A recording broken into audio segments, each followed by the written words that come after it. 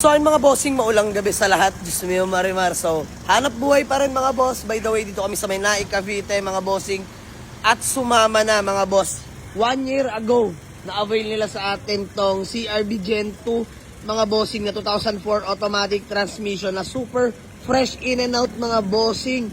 Subalit datapwat, darating talaga sa puntong mangangailangan ka. Good thing may panguhugutan sila madam. So di na natin sila bilag dahil for privacy, no.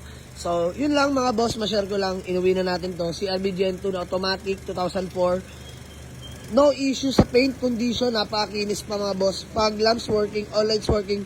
Sobrang lamig ng aircon mga bossing, Diyos mio Marimar. Tapos na-upgrades na daw nila yan, mga LED lights, fog lamps, in-installan.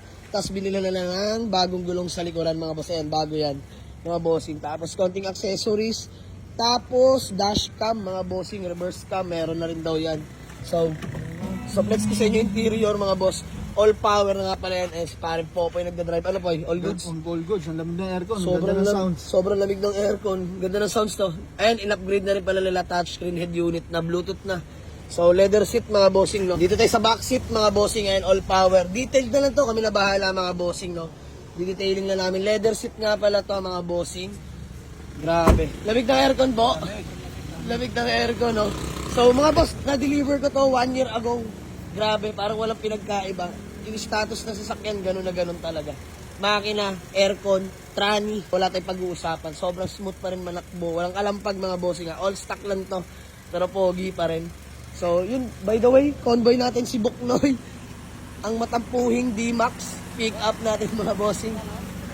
Apo, pagas din po, boss. Si Buknoy, gagamit-gamitin na natin mga boss. Masyado na nagtatampo. Smio Marimar. So, sama si paring Elben, si Elborog. 5 lang kami ngayon tumakbo mga bossing, no? So, nakakamiss si Buknoy. Unang biyahe ni Buknoy, nakapag-uwi agad ng unit. So, shoutout din pala kay madam. At good thing sa atin pa rin, pinagkatiwala, ibenta to. So, yun lang naman mga boss. Konting chat lang kami ni madam, konting usap lang.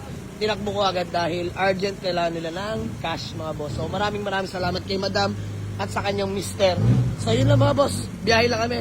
Pauwi na ng Dasma mga bossing. Let's go! So tara, kakain na din kami. Let's go.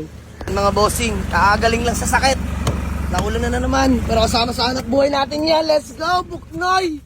Malupit ka talaga tumampot. Ano pa rin Golem? All goods. All goods. And si Elborog. Wala pa nangyayari, may sakit na, oh. So biyahe namin mga boss. Isa lang to mga bossing, hirap sa unit. And yun naman lagi ko sinasabi sa inyo mga boss. Hindi po tayo nagmamadaling dumampot na sasakyan dahil hindi po biro mga bossing, no. So, lagi ko sinasabi, antay-antay lang mga boss.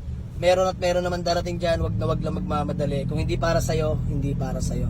So, kami mga boss, hirap na hirap din kami. Sa totoo lang maghagilap ng unit na maayos. Kasi kung may problema mga boss, nagpapas na agad kami automatic. So, yun lang, ma-share ko lang mga boss. Biyahe na kami, nauwi na namin yung CRV Gen 2, napaka-pogi. Kasing pogi ni Golem. Oh, Golem, yes sir. So yun lang mga boss. Let's go, biyahe na kami.